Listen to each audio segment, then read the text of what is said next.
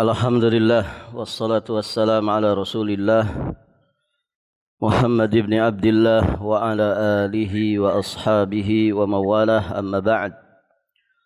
Allahumma inna nas'aluka ilman nafi'an wa rizqan tayyiban wa amalan mutaqabbala. Allahumma 'allimna ma yanfa'una wanfa'na bima 'allamtana wa zidna ilman. Para ummahat wa akhwat fillah rahimani wa rahimakumullah. Alhamdulillah pada pagi menjelang siang ini insyaallah taala kita akan melanjutkan pembahasan surat Al-Haqqah. Kita sekarang akan membahas ayat keempat sampai ayat kelima. Allah berfirman, ba'da a'udzu billahi as-sami'il 'alim minasy syaithanir rajim.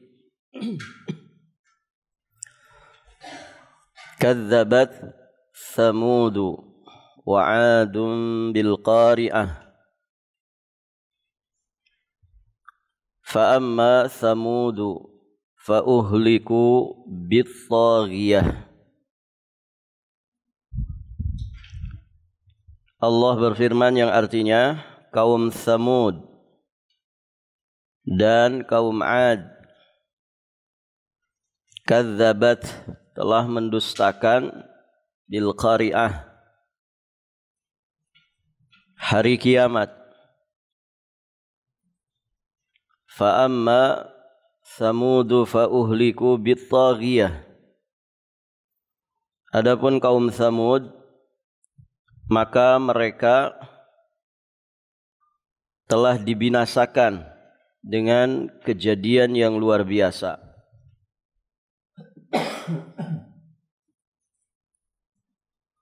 Ibu-ibu yang dirahmati Allah, kita akan ambil sekitar 2 pelajaran dari 2 ayat yang mulia ini.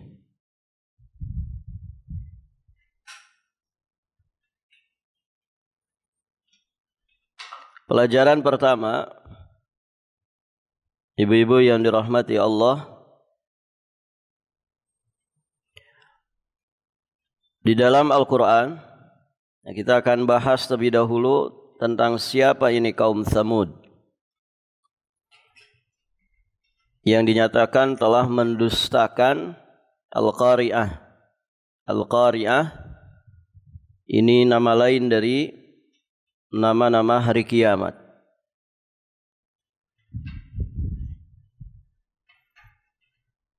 Nah, di dalam Al-Quran Thamud disebut sebanyak 26 kali,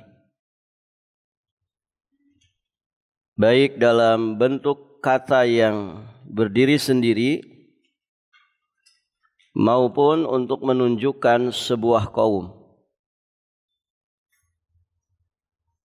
Al-Quran menjelaskan bahwa kaum Thamud tinggal di sebuah tempat yang bernama Al-Hijr, atau untuk saat ini disebut juga dengan Madain Salih. Madain itu maksudnya kota, Salih maksudnya Nabi Saleh. Saat ini Madain Saleh atau yang disebut dengan Al-Hijr merupakan sebuah situs arkeolog, yakni peninggalan sejarah yang terletak di dekat Al-Ula di provinsi Madinah, wilayah Hijaz, Arab Saudi. Taib, ibu-ibu yang dirahmati Allah, berarti tidak jauh dari mana, Bu? Provinsinya Madinah. Tidak jauh dari kota Madinah. Ada di Saudi Arabia, masuk wilayah Saudi Arabia.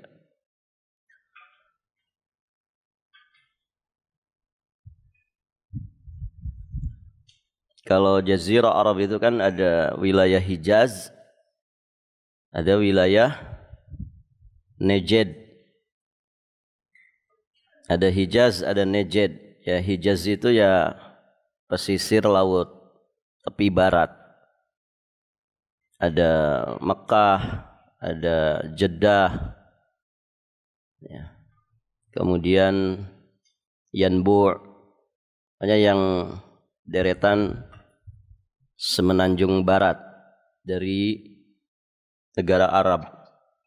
Ada Najd, Najd sebelah timurnya. Nah, Riyadh itu masuknya Najd. Ada juga Khaliji, ya negara-negara yang teluk, ya kayak Bahrain, Qatar, Abu Dhabi, Dubai. Taib, ibu-ibu yang dirahmati Allah. Jadi Al-Hijr itu nama lainnya Madain Saleh. Nah, dari sisi waktu, Samud ini mereka berkuasa setelah kehancuran kaum Ad. Jadi kaum Ad ini mereka ada di wilayah Jazirah bagian selatan, Jazirah Arab.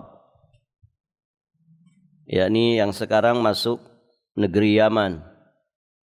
Ketika mereka hancur, sebagiannya bermigrasi. Nah, diantaranya ke sini, ke Al-Hijr ini, Madain Saleh.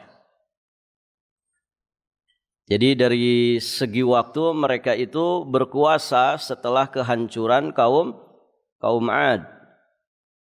Nanti kaum Ad akan kita bahas di kesempatan berikutnya insyaallah. Allah berfirman dalam surat Al-A'raf ayat 74. Wadhkuru idh ja'alakum khulafa'a min ba'di 'adin wa bawwa'akum fil ardi tattakhiduna min suhuliha qusuran wa tanhitunal jibala buyutan. Dan ingatlah olehmu di waktu Tuhan menjadikan kamu pengganti-pengganti yang berkuasa sesudah kaum Ad. Ya, sesudah kaum Ad itu maksudnya adalah kaum Samud. Dan memberikan tempat bagimu di bumi ini. Kamu dirikan istana-istana di tanah-tanahnya yang datar. Dan kamu pahat gunung-gunungnya untuk dijadikan rumah. Di kita ada enggak ibu? Gunung batu dipahat kemudian dijadikan rumah. Ada enggak di Indonesia? Kalau ahli pahatnya mungkin banyak ya. Ahli pahatnya mungkin banyak. Tapi kalau gunung batu kemudian dipahat, ini di dalam keadaan kondisi masa dahulu begitu ibu ya. Belum ada alat-alat canggih seperti saat ini. Kalau sekarang kan main listrik, pakai kabel, bahkan sudah banyak yang tidak pakai kabel. Modelnya dicas saja. Alat-alat bangunan itu. Ada penghalus, pemotong gitu ya. Barakallahu fikum. Saat itu tentu belum ada alat-alat canggih kayak gitu. Tapi mereka bisa memahat gunung batu sampai kemudian memiliki nilai arsitektur yang sangat luar biasa dan mereka jadikan gunung batu yang dipahat itu jadi rumah tempat tinggal. Ini pertama menunjukkan kepandaian mereka dalam bidang ini. Yang kedua, mereka ini orang-orang kuat. Ya ibu, kita mahat batu yang maksudnya ukuran kecil saja segede meja misalkan dipahat. Itu kan harus pakai tenaga luar biasa. Jangankan mahat batu, mahat kayu saja. Itu satu pahatan bisa berhari-hari mungkin selesainya. Maka bagaimana lagi kalau yang dipahat itu gunung batu. Berarti mereka ini orang-orang yang kuat fisiknya. Ditambah lagi peralatan saat itu tentu berbeda dengan peralatan saat ini. Alat-alat pertukangan di zaman ini luar biasa. Banyak yang sudah sangat modern, sangat canggih, tidak memerlukan tenaga yang begitu besar. Kenapa? Semuanya pakai mesin. Taib, ibu-ibu yang dirahmati Allah. Artinya ini kan berarti anugerah, keistimewaan yang Allah Subhanahu wa taala berikan kepada mereka. Taib, ibu-ibu yang dirahmati Allah. Maka dijelaskan di ayat-ayat berikutnya bahwa ciri khas negeri mereka ini adalah penduduknya memahat bukit dan gunung untuk dijadikan tempat tinggal. Di ayat tadi surat Al-A'raf ayat 74 juga disinggung. Wa tanhitunal jibala buyutan, dan kalian pahat gunung-gunungnya untuk dijadikan rumah. Di ayat-ayat yang lain juga disampaikan. Di surat Asy-Syu'ara ayat 149. Wa tanhituna minal jibali buyutan farihin, dan kalian pahat sebagian dari gunung-gunung untuk dijadikan rumah-rumah farihin, ya dengan sangat rajin. Maksudnya antusias, semangat, begitu ya. Luar biasa semangat mereka, karena ini pekerjaan bukan pekerjaan enteng. Memahat gunung batu supaya jadi tempat tinggal. Di surat Al-Hijr ayat 82 Allah juga menyampaikan, wa kanu yanhituna minal jibali buyutan aminin, dan mereka memahat rumah-rumah dari gunung-gunung batu yang didiami dengan aman. Barakallahu fiikum. Di masa ini walaupun kita tidak bisa ke sana, alhamdulillah dengan media kita bisa setidak-tidaknya melihat seperti apa sih Madain Soleh itu. Pengen lihat ibu fotonya, mudah diakses. Atau mungkin yang modelnya video, banyak orang sudah bikin konten di sana mungkin, gitu ya. Kan sekarang mah di mana-mana orang bikin konten. Ibu kalau ke pasar sudah banyak orang bicara sendiri, ya. Sambil pegang-pegang HP yang pakai gagang, begitu ya. Hey guys, di sini sayuran sedang naik guys, ya. Padahal tahun depan naiknya pajak, tapi di sini sudah duluan naik. Gitu. Bagaimana komentarmu guys? Gitu. Itu sudah banyak yang model gitu. Ya kan ibu? Mau dimanapun, mau di bandara kah? Ya, bisa jadi mungkin di toilet juga ada orang bikin konten. Ya. Barakallahu fikum. Jadi semua tempat dikontenin sekarang. Mau di sawah kah, mau di hutan, mau di sungai, ya di bendungan sampai ada orang mati kan. Ya. Barakallahu fikum. Semuanya demi konten. Dan terkadang yang ngonten-ngonten itu tuh ibu wanita-wanita bercadar. Ya. Dia makan dikontenin, begitu ya. Dia ke pasar dikontenin, ya. Sampai sedang umroh saja dikontenin. Gitu. Nah ini ya zaman penuh fitnah. Tapi insya Allah ibu-ibu yang ngaji di sini enggak seperti itu. Ya. Taib, ibu-ibu yang dirahmati Allah. Kemudian keterangan berikutnya tentang kaum Tsamud ini, di wilayahnya mereka, di tempat mereka juga terdapat pula sumber mata air dan banyak pula perkebunan, pepohonan, ya seperti pohon kurma. Berarti luar biasa ini. Mereka diberi fisik yang sangat kuat, mereka dianugerahi kecerdasan, arsitektur. Kemudian ibu-ibu yang dirahmati Allah, mereka juga punya semangat yang begitu tinggi. Karena bikin rumah yang dipahat dari gunung batu, ini butuh motivasi yang besar karena pekerjaannya besar. Ditambah lagi di wilayah mereka ini terdapat banyak sumber mata air. Ibu, kalau satu wilayah banyak sumber mata airnya, kira-kira makmur enggak itu? Makmur. Tapi kalau satu wilayah kemudian kering kerontang, tandus, ya akan berat orang-orang yang tinggal di situ untuk mendapatkan kemakmuran. Ya, karena air itu sumber kehidupan, kan begitu. Ya. Allah jadikan segala sesuatu itu hidup dari air, manusia saja dari air. Nah, ini anugerah yang luar biasa. Ya, sehingga banyak sekali perkebunan, banyak sekali tumbuh pepohonan, termasuk adalah pohon kurma. Dan itu dijelaskan oleh Allah Subhanahu wa taala, ya, di antaranya di surat Asy-Syu'ara ayat 147 148. Allah berfirman, fi jannati wa uyun wa zuru'i wa nakhlim tal'uha hadhim. Di dalam kebun-kebun serta mata air. Ini keadaan kaum Tsamud. Mereka wilayahnya dikelilingi oleh kebun-kebun dan mata air. Wa zuru', demikian pula tanaman-tanaman. Ya, zuru', tanaman-tanaman berarti perkebunan.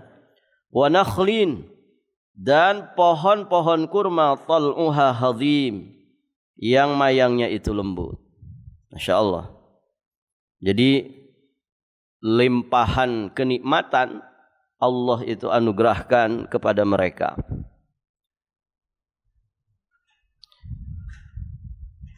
Taib. Kemudian dari sisi keagamaannya, kaum Tsamud ini adalah orang-orang yang menyembah berhala.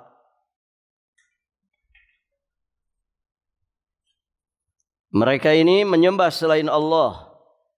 Dan itu sudah menjadi tradisi turun-temurun di tengah-tengah mereka. Allah Subhanahu wa taala kisahkan di surat Hud ayat 62. Allah berfirman, qalu ya salihu qad kunta fina marjuwan qabla hadha atanhana an na'budu ma ya'budu abauna wa innana lafi syakkim mimma tad'una ilaihi murib. Kaum Tsamud berkata, wahai Saleh. Saleh adalah nabi dan rasul yang diutus oleh Allah Subhanahu wa taala kepada kaum Tsamud. Wahai Saleh, sesungguhnya kamu sebelum ini adalah seorang di antara kami yang kami harapkan. Ini yang online ada suaranya, siapa ya? Dimatikan speakernya.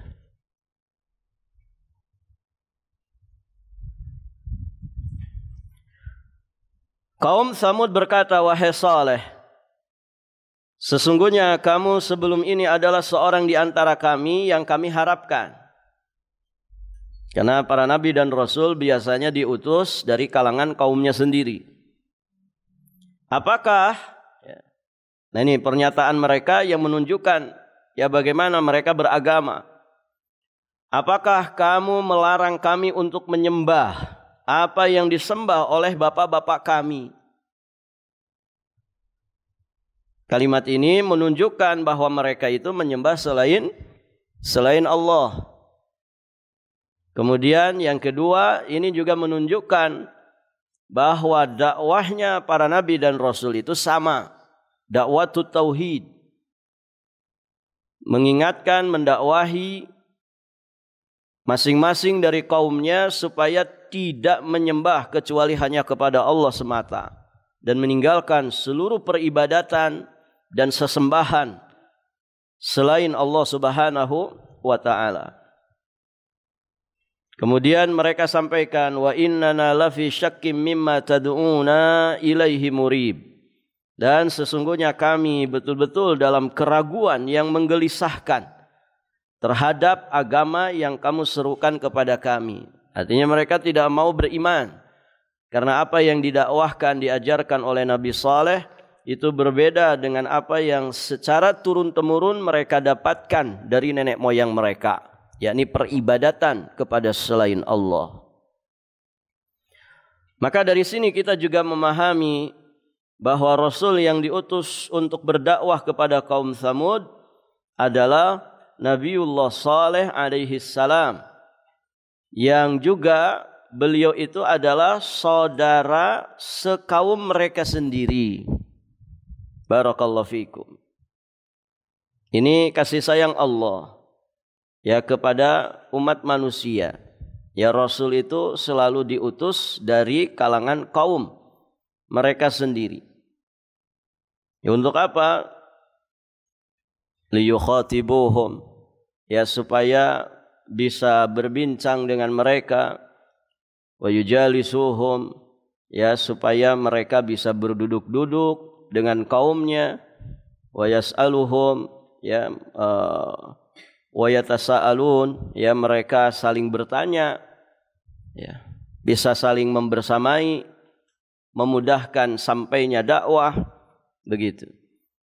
Coba kalau umatnya, kaumnya bangsa manusia, kemudian Rasulnya dari bangsa jin, ya, ini akan kesulitan.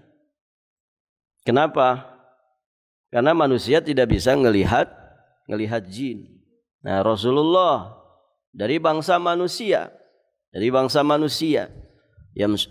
yamshi fil aswaq, beliau juga kadang berjalan di pasar, yakul wa yashrab, beliau juga makan, beliau minum, ya, diutus dari bangsa manusia, ya, dan juga untuk bangsa jin, karena jin bisa mendengar, bisa melihat manusia. Jadi kalau Rasulnya dari bangsa jin, gimana manusia kemudian untuk belajar? Ya, karena jin itu tidak bisa dilihat oleh manusia. Taib, ibu yang dirahmati Allah, itu ya. Jadi Rasul yang diutus kepada mereka adalah Nabiullah Saleh alaihi salam dari kalangan mereka sendiri. Dan Allah sebutkan selain di ayat yang sebelumnya tadi kita bacakan, surat Hud ayat 62, juga Allah sebutkan di surat Al-A'raf ayat 73. Allah berfirman, wa ila thamuda akhahum salihan qala ya qaumi ibudullaha ma lakum min ilahin ghairuh. Dan kami telah mengutus kepada kaum Tsamud saudara mereka. Akhahum, saudara mereka, berarti dari kalangan mereka sendiri. Qala, apa yang diserukan oleh Nabiullah Saleh alaihi salam? Kata Allah, Nabi Saleh berkata, wahai kaumku, ini dakwah tauhid yang disampaikan oleh Nabiullah Saleh. Wahai kaumku, sembahlah Allah. Sekali-kali tidak ada ilah yang hak bagimu selainnya. Nah, ini dakwah tauhid. Nabi Saleh mendakwahkan tauhid kepada kaum Tsamud. Namun ibu-ibu yang dirahmati Allah, sebagian dari mereka menentangnya.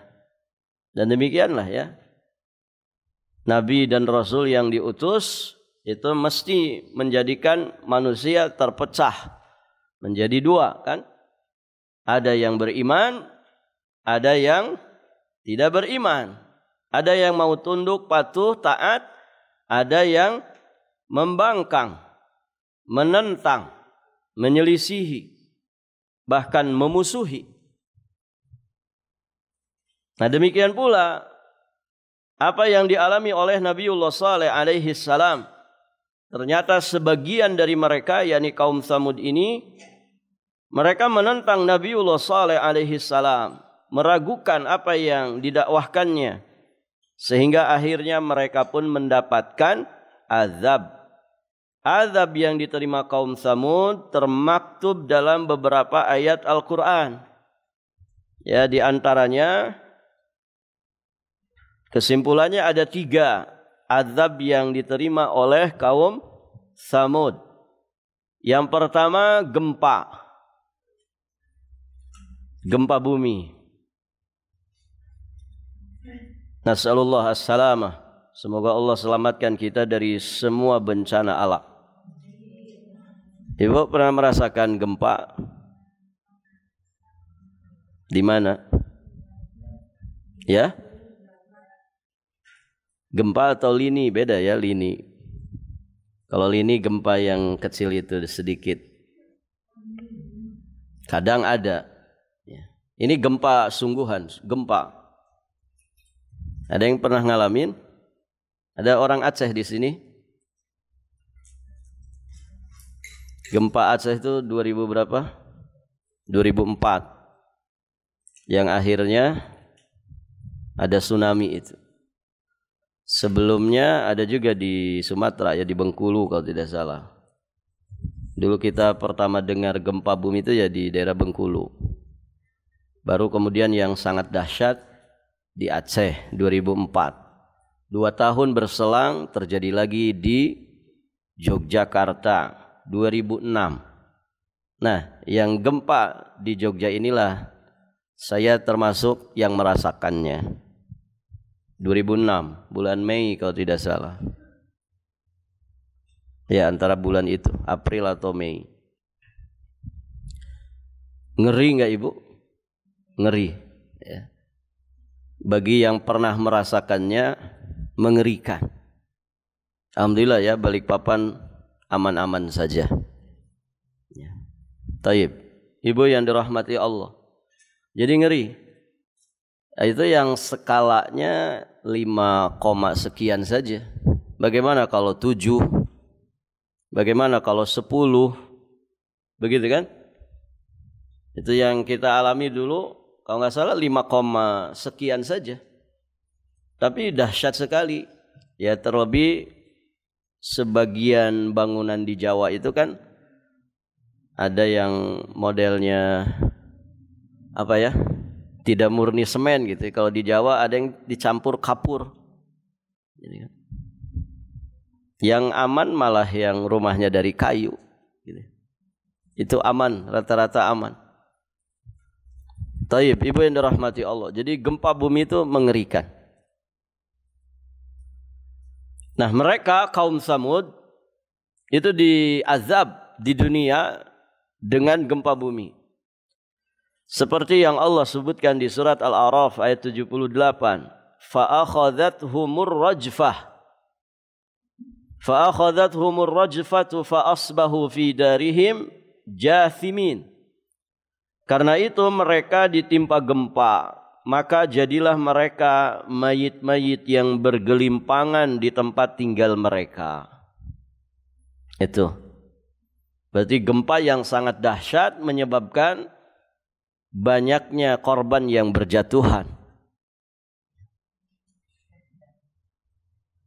Kemudian azab yang kedua yang mereka terima adalah suara keras yang mengguntur. Suara keras yang mengguntur. Berarti petir, halilintar, geledek, ya, guludug yang sangat mengerikan. Disebutkan di dalam beberapa ayat, di antaranya di surat Hud ayat 67. Wa akhadhal ladzina zalamu as-sayhatu fa asbahu fi darihim jathimin. Dan satu suara keras yang mengguntur yang menimpa orang-orang zalim itu, kaum Samud. Lalu mereka mati bergelimpangan di rumahnya. Ada orang mati kena geledek, Ibu? Ada. Lagi berteduh, hujan besar, ada halilintarnya, tiba-tiba dia main game. Ya, main game online. Kesambar geledek, mati. Ada orang di tengah sawah, hujan tidak mau berhenti. Ya. Akhirnya kena geledek, kesambar petir kata orang, mati. Lagi sepak bola di lapangan, barakallahu fikum, ya, turun hujan, kemudian kesambar petir, ada sekian orang yang mati. Taib, ibu-ibu yang dirahmati Allah. Itu ya artinya petir biasa. Kalau ini kan petir azab. Suara keras yang mengguntur ini azab. Berarti pasti lebih dahsyat lagi. Sampai menjadikan mereka itu mati bergelimpangan. Yang di tengah lapangan sepak bola itu ibu, ketika ada yang kena petir itu sekian orang bergelimpangan langsung di tempat. Itu kan petir hujan biasa. Bagaimana kalau petir itu memang Allah berikan sebagai azab? Mengerikan. Di surat Al-Hijr ayat 83 Allah Subhanahu wa taala juga berfirman, fa akhadhathumus sayhatu musbihin. Maka mereka dibinasakan oleh suara keras yang mengguntur di waktu pagi. Ya, azab itu ibu-ibu yang dirahmati Allah tidak mengenal waktu. Kalau Allah menghendaki di waktu pagi, waktu pagi. Allah menghendaki di waktu siang, di waktu siang. Allah menghendaki di waktu sore, di waktu sore. Allah menghendaki di waktu malam, ya waktu malam. Dulu kami merasakan gempa itu waktu pagi. Sama-sama waktu sobah. Karena saya ingat banget itu, kita sedang halaqah Quran sama anak-anak. Saya sempat tanya itu beberapa detik sebelum kejadian. Jam berapa sekarang anak-anak? Itu di teras masjid. Alhamdulillah kita pas itu di teras masjid yang langsung ke teras terbuka, di depannya lapangan. Ada yang di tingkat 2, ada yang di dalam. Ya. Nah, tidak lama dari ada anak yang melihat jam kemudian menjawab jam 6 kurang 5 Ustadz. Jam 6 kurang 5. Sudah, berarti 5 menit lagi kita lanjut. Nah, sepersekian detik setelah itu tiba-tiba ada suara gemuruh, semuanya bergetar, semuanya bergoncang dan semuanya langsung berhamburan. Alhamdulillah karena kita di emperan masjid, langsung ke tempat terbuka, jadi larinya tidak jauh begitu. Yang kasihan yang di tingkat kedua harus lewat tangga. Ada sebagian yang kena reruntuhan bocok begitu ya, berdarah-darah. Ya. Dan waktu itu di depan saya ada santri. Itu saking goncangnya ibu, dia kehilangan keseimbangan. Kan terasnya itu agak tinggi, mungkin setengah meteran. Dia sudah sempoyongan sebelum loncat itu, pas loncat malah jatuh. Di depan saya persis. Dan memang suasananya kalut. Pokoknya gimana ya, orang panik tuh kayak apa sih? Kalut sekali. Dan memang seperti mimpi. Dan tidak lama setelah itu kayak ada hujan abu. Gelap, suasana itu gelap. Makanya Nabi itu kalau lihat mendung, beliau resah. Lihat ada awan hitam gitu mendung, beliau resah. Dan itu disaksikan oleh istrinya. Namun ketika akhirnya turun hujan, beliau sumringah sambil mengucapkan kalimat rahmah. Atau doa Allahumma sayyiban nafi'an. Ya, sempat ditanyakan kepada beliau, kenapa ketika engkau melihat awan yang mendung, awan yang begitu hitam pekat, engkau kelihatan begitu resah. Maka kemudian beliau menyampaikan bahwa umat-umat terdahulu ketika akan turun azab kepada mereka, maka ditandai dengan seperti ini. Maksudnya adanya awan mendung, awan hitam. Tapi ketika akhirnya awan itu menurunkan hujan, berarti itu menurunkan rahmat. Taib, ibu yang dirahmati Allah. Dan memang demikian ya, biasanya begitu. Ada tanda-tanda seperti itu. Ya, suasananya mencekam lah. Taib. Di ayat yang lain surat Al-Qamar ayat 31 Allah Subhanahu wa taala juga berfirman, Inna arsalna alaihim sayhatan wahidatan fakanu kahashimil muhtadhir. Sesungguhnya kami menimpakan atas mereka satu suara yang keras mengguntur, maka jadilah mereka seperti rumput-rumput kering yang dikumpulkan oleh yang punya kandang binatang. Maksudnya mereka mati binasa bergelimpangan dengan sebab suara keras yang mengguntur tadi. Nas'alullah as-salamah. Kemudian mereka juga disiksa dengan sambaran petir. Orang dengan suaranya saja sudah ngeri. Ya, kan kadang ada Ibu ya suara guntur yang modelnya tiba-tiba. Pernah gitu ya? Nah, itu biasanya yang bikin kaget. Orang bisa pingsan kalau lemah jantung kata orang. Nah, bagaimana lagi kemudian kalau ditambah ada sambaran petir. Sambaran itu berarti kilatnya itu ya. Kilat petir. Dengan suaranya saja sudah mengerikan. Bagaimana kemudian kalau ditambahkan sambarannya, kilatannya.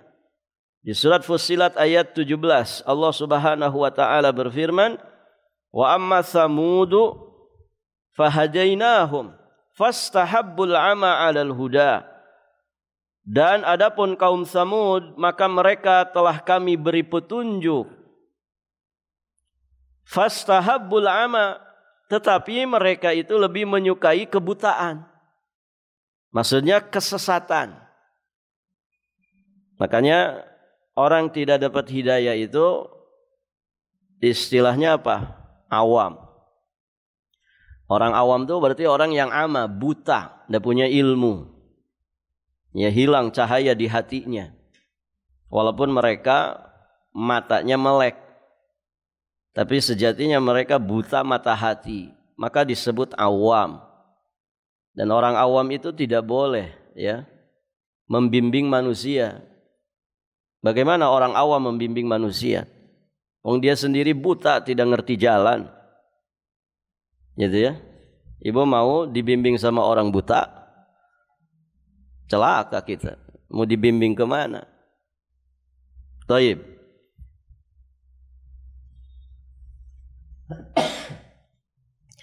Nah, kaum Tsamud ini ya mereka telah kami beri petunjuk. Diberi petunjuk dengan diutusnya Nabi Saleh alaihi salam kepada mereka. Namun ternyata mereka lebih menyukai kebutaan, lebih menyukai kesesatan daripada petunjuk itu. Maka Allah turunkan azab. Fa akhadhathum sa'iqatul azab. Maka mereka disambar petir azab al-hun yang menghinakan bimakanu yaksibun, disebabkan apa yang telah mereka kerjakan. Nah, itulah ibu-ibu yang dirahmati Allah, 3 jenis azab yang diterima oleh kaum Tsamud. Mereka merasakan gempa bumi yang dahsyat. Kemudian ada suara keras yang mengguntur, menggelegar, dan mereka disambar oleh petir. Nah, semua azab yang diterima oleh kaum Tsamud ini merupakan taghiyah, seperti yang disebut di dalam ayat yang sedang kita bahas ini. Semuanya merupakan kejadian yang sangat luar biasa, yang merupakan penderitaan. Penderitaan dunia yang mereka rasakan sebelum penderitaan yang super dahsyat di akhirat nanti. Na'udzubillah. Taib, ibu-ibu yang dirahmati Allah, faedah terakhir kita ambil dari apa yang ada pada kaum Tsamud, di mana mereka mendustakan Al-Qari'ah, mendustakan hari kiamat. Pelajarannya bagi kita, mendustakan hari kiamat itu merupakan sebab turunnya azab. Di ayat yang lain, di surat yang lain Allah berfirman di surat Al-Furqan ayat 11, "Bal kadzdzabu bis-sa'ati wa a'tadna liman kadzdzaba bis-sa'ati sa'ira." Bahkan mereka mendustakan hari kiamat dan kami menyediakan neraka sa'ir, neraka yang menyala-nyala bagi siapa saja yang mendustakan hari kiamat. Iman kepada yaumul akhir bagian daripada rukun iman yang 6. Mesti ada pada diri kita untuk kita dikatakan sebagai mukmin. Dan banyak sekali amalia-amalia di dalam kehidupan sehari-hari kita Allah kaitkan dengan iman kepadanya dan juga iman kepada yaumul akhir. Nabi menyebutkan hadis, siapa yang beriman kepada Allah dan hari kiamat, falyaqul khairan aw liyasmut. Hendaknya dia berkata-kata baik atau diam. Man kana yu'minu billahi wal yaumil akhir falyukrim jarahu.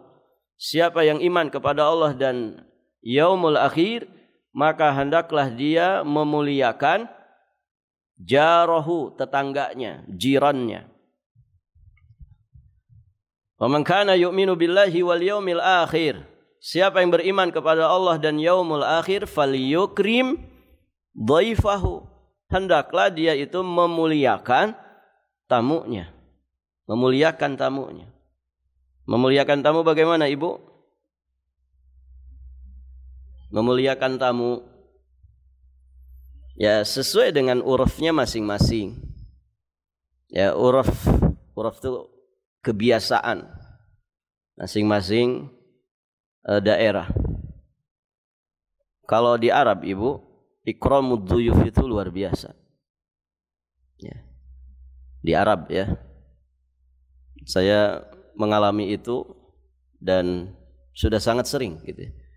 Bagaimana mereka sama tamu itu luar biasa penyambutannya, kemudian penghormatannya.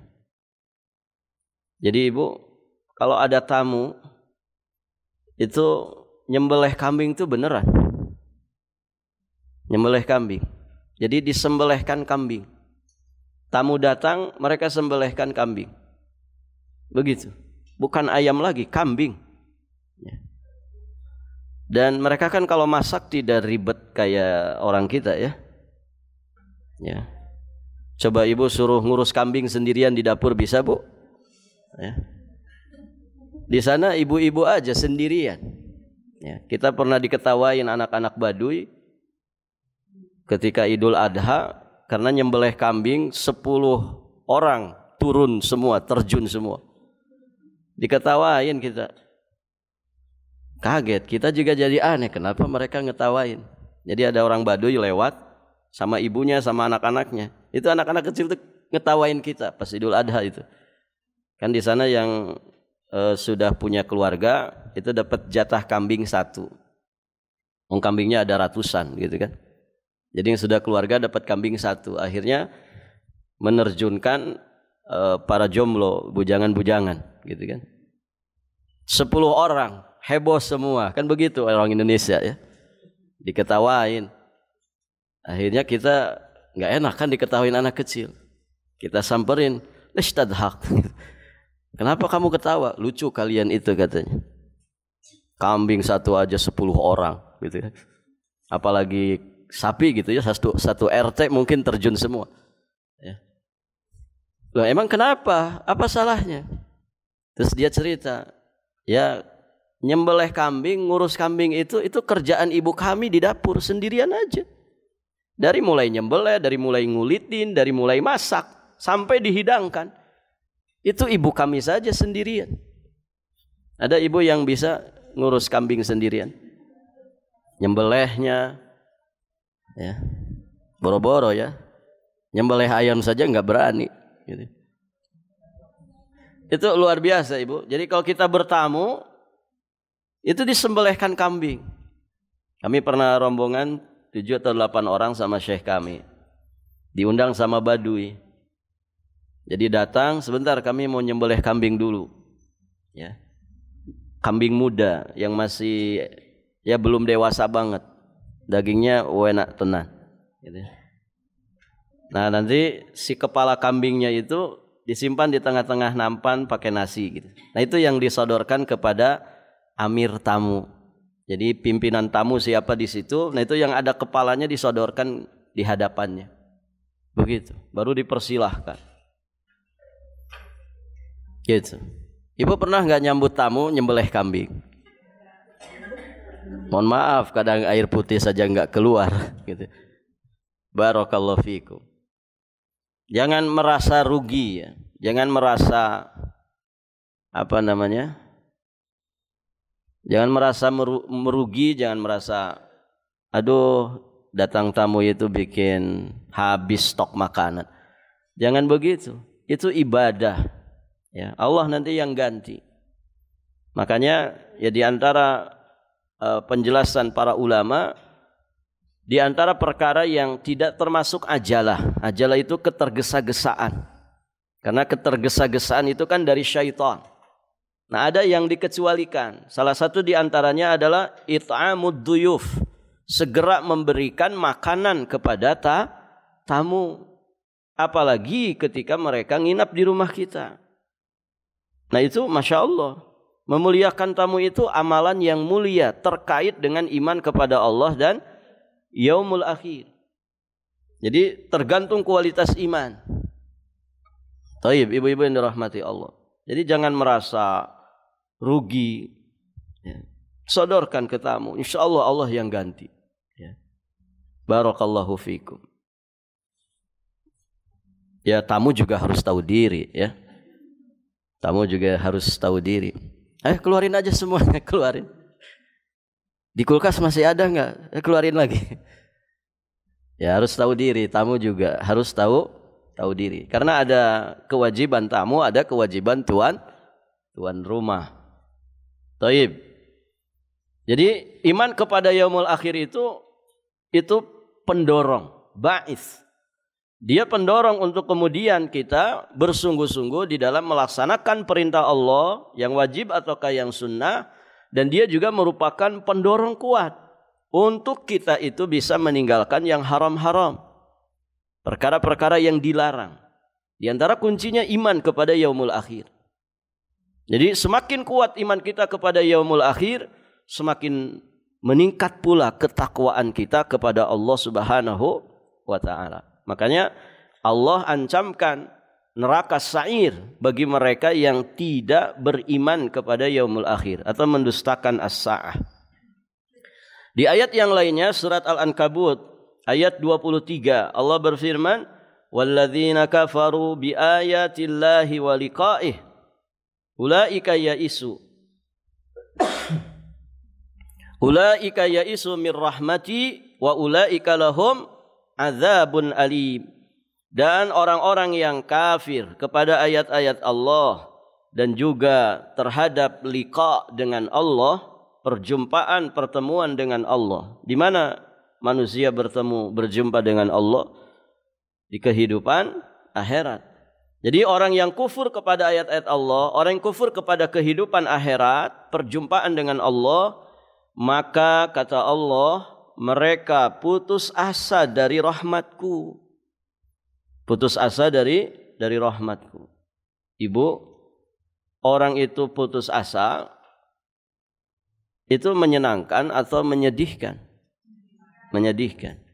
Putus asa itu kan keadaan psikis yang tidak baik. Putus asa, frustasi. Nah orang-orang kafir yang diazab di neraka itu nanti mengalami itu tuh. Mengalami siksaan batin, di antaranya adalah keputusasaan. Mereka putus asa mendapatkan rahmat Allah karena mereka disiksa kekal abadi. Wa ulaika lahum adzabun alim. Dan mereka itu mendapatkan azab yang pedih. Wal iyadzubillah. Maka berusahalah untuk terus meningkatkan kualitas iman kita kepada rukun-rukun iman yang telah ditetapkan di dalam syariat kita. Ya, di antaranya adalah iman kepada yaumul akhir. yang sering disandingkan dengan iman kepada Allah Subhanahu wa taala. Karena ya iman kepada Allah, iman kepada yaumul akhir ini tadi menjadi pendorong yang sangat kuat untuk kita semakin meningkatkan ketakwaan kepada Allah Subhanahu wa taala. Barakallahu fikum. Baik Ibu, sampai di sini saja pelajaran kita. Insyaallah taala nanti kita lanjutkan di kesempatan berikutnya biidznillah taala wa taufiqihi wa inayatih. Taib Ibu, cukup ya sampai di sini. Saya ada jadwal Jumatan agak jauh. Jadi kita cukupkan saja sampai di sini. Kita akhiri dan kita tutup dengan doa kafaratul majlis. Subhanakallahumma wa bihamdik asyhadu an la ilaha illa anta astaghfiruka wa atubu ilaik. Hadanallah wa iyyakum ajma'in wallahul muwaffiq ila aqwamit thariq. Al-'afwu minkum. Wassalamu alaikum warahmatullahi wabarakatuh.